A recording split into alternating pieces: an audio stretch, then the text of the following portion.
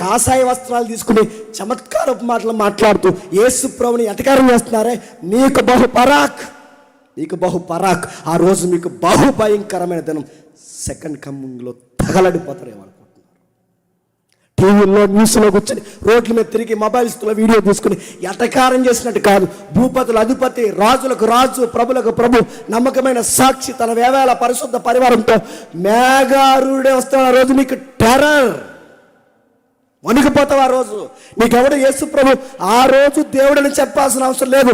నీ నేత్రాలకి స్పష్టంగా అర్థమైపోద్ది, అరే ఈయన దేవుడు రా, మనం తక్కువ అనుకున్నాం, నజరేతులో పుట్టినోడు అనుకున్నాం, చనిపోతే ఏమీ చేయలేడు అనుకున్నాం. కానీ మేఘాలేంటి, నక్షత్రాలు ఏంటి, ఈ లయమైపోవడం ఏంటి, ఆయన రావడం ఏంటని ఎవ్వడికి చెప్పకుండానే ఆయన ఎవరో తెలుసా?